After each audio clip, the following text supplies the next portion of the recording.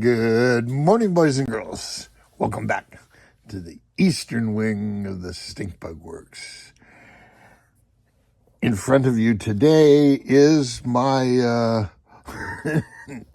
nearly ready to run boat, although it did have and does have a couple of issues.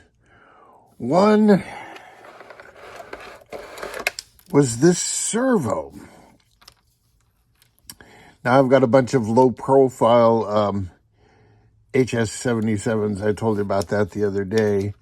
But I put this servo in and I'm testing it, and I've got my little servo tester, and nothing's happening. And I twist it a little bit and it goes all the way over, and it's like, wow, you shouldn't go so far. And I'm fooling with it, and nothing's happening.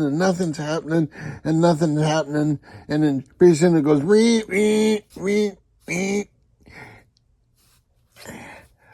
and for the life of me, I can't figure out what's going on. So I say, you know what?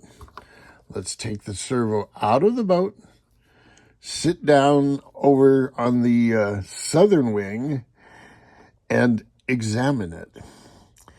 And I examined it, and I took my handy-dandy little servo tester, and I would turn the knob, and as soon as it hit about 1.5 milliseconds, the arm would go, and it'd go almost, but not quite, 180 degrees. It'd go like 170 degrees. I'm thinking, well, this is odd. And I said, wait a minute. No, this makes perfect sense. This servo only knows two positions. This servo right here. This servo only knows two positions. And those positions are up and down. You see that little tiny R? See that little tiny R there? It says Cirrus CS100 2BB, and then below it is R. I thought that meant reverse, because back in the old days, you could buy servos that ran forward or servos that ran reverse, because transmitters didn't have the ability to reverse yet.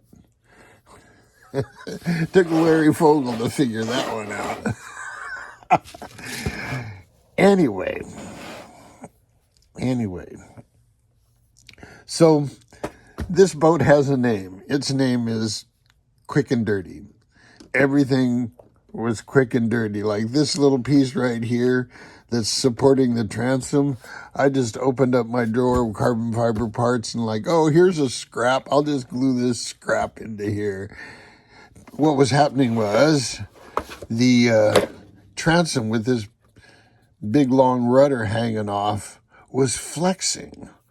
And I said, I'm going to transfer the flex loads this way into the servo mount, into the floor. So I'm spreading out this over a big, huge distance. And it also had some rockage this way. So I ran a piece between these two bolts. I can still get at that one.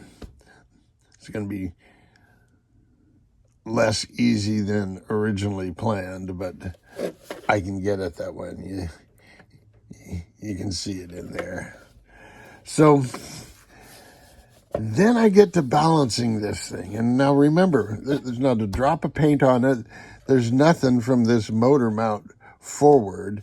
It needs to balance right here on this motor mount, which is right about where these three leads come out of the motor.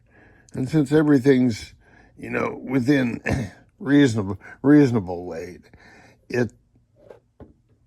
and you notice it's a shade nose heavy right now, but if I slide both batteries back all the way, it'll be a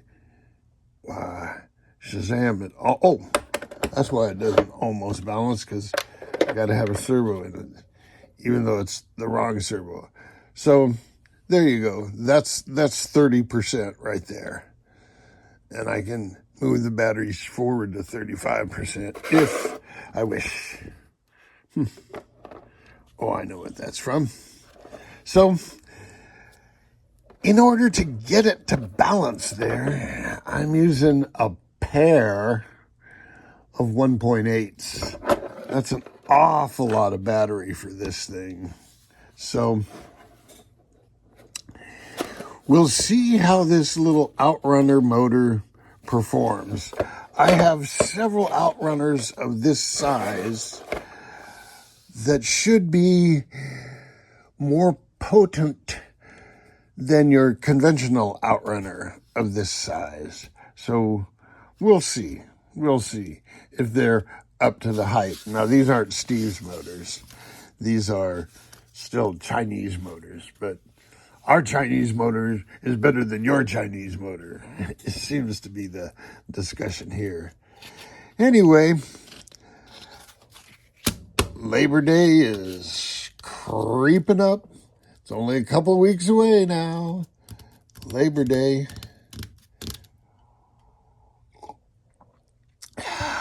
So for all you guys that have something coming in the mail, do your quickest, bestest bench tunes and get them out there and get them going. So there you go. Until next time, boys and girls, jet out.